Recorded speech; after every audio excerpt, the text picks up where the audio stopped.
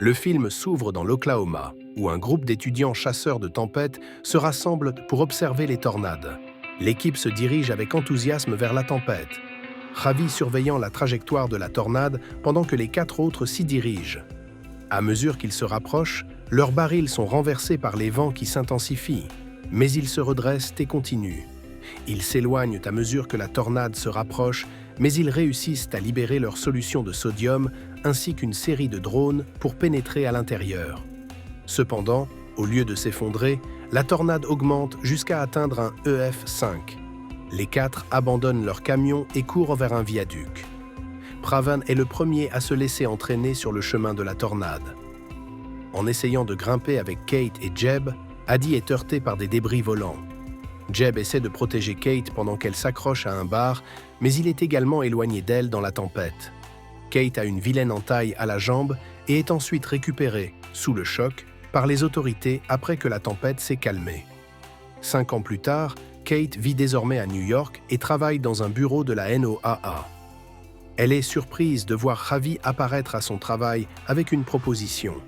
Il travaille pour une société appelée StormPar, qui teste un nouveau système de détection des tornades dans l'Oklahoma dans l'espoir qu'il puisse les empêcher de causer davantage de dommages aux zones touchées par les tornades. Kate, encore sous le choc de la perte de ses proches, refuse l'offre de Javi de travailler une semaine avec le groupe. Cependant, après que Javi ait envoyé plus tard à Kate un article sur un quartier de l'Oklahoma qui a été durement touché, Kate change d'avis. Kate rejoint Javi dans une base StormPar en Oklahoma, aux côtés de ses coéquipiers Scott, qui travaillent en étroite collaboration avec leur employeur Marshall Riggs et le journaliste britannique Ben. Ils sont rejoints par le célèbre chasseur de tempêtes et lutteur de tornades, autoproclamé Tyler Owens et son équipe, venant de l'Arkansas. Après avoir fait un show pour ses fans, Tyler s'approche de Kate, qui le considère comme un showboater. Les équipes partent à la poursuite d'une tornade qui s'est abattue sur une ferme voisine. Kate et Javi conduisent ensemble et dirigent leur équipe, tandis que Tyler et son équipe font irruption avec son camion et courent vers la tornade. L'équipage de StormPar installe ses scanners, mais Kate a une crise de panique lors de l'installation du dernier, leur faisant rater la trajectoire de la tornade. Kate et Javi voient alors l'équipage de Tyler se diriger vers la trajectoire d'une deuxième tornade et utiliser des perceuses dans son camion pour s'enfoncer dans le sol sans être emportés par le vent, avant de lancer des feux d'artifice dans la tornade. Ils retournent plus tard à leur motel où est également installé l'équipage des Tornado Wrangler. Le lendemain, Javi présente Kate à Riggs avant de se diriger vers les prochaines tornades. Lily lance un avion drone pour trouver leur cible alors que tout le monde commence à repartir. Ils se retrouvent en route vers 2 tornades à la fois. Kate remarque des configurations de vent spécifiques et demande à l'équipe StormPar de conduire dans la direction opposée à celle de l'équipage de Tyler. Alors que lui et ses copains pensent qu'ils sont sur le point d'attraper l'une des tornades, celle-ci se dissipe rapidement avant de les atteindre. Pendant ce temps, Kate et Javi installent leurs scanners, mais la tornade commence à se diriger vers eux, détruisant l'un des scanners et forçant les 2 à le sortir de là, évitant de peu d'être emportés. Les équipes arrivent dans une ville voisine durement touchée. Alors qu'ils s'efforcent d'aider les habitants, Kate découvre que Tyler et son équipe utilisent les bénéfices de leurs marchandises pour aider les habitants en leur fournissant de la nourriture gratuite. Elle apprend également de Tyler que Riggs profite de la misère des locaux en achetant les terres endommagées et en les revendant après qu'ils ont déjà tant perdu. Plus tard dans la nuit, Tyler invite Kate au rodéo local. Au milieu du spectacle, il remarque que des vents violents se lèvent avant que tout le monde ne reçoive une alerte concernant l'avertissement de tornade. Les sirènes retentissent et les gens commencent à évacuer. Certains sont piétinés par les chevaux dans le chaos. Kate et Tyler tentent de mettre les autres en sécurité. Ils trouvent une mère et son enfant, ainsi qu'un employé de motel, et tentent de les emmener dans une piscine vide, tandis qu'un couple grossier tente de s'enfuir et de se laisser entraîner dans le vortex. L'employé est également tué après avoir tenté de marcher vers Tyler au lieu de ramper comme on le lui avait dit. Les autres s'accrochent à l'échelle de la piscine jusqu'à ce que la tornade passe.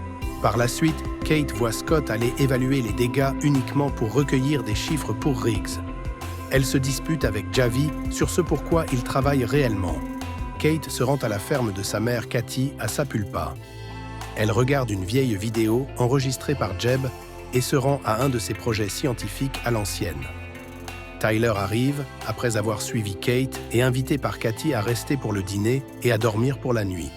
Il retrouve ses notes sur son expérience de tornade, mais elle s'effondre à cause de sa culpabilité en voyant ses amis se faire tuer à la suite d'un mauvais appel.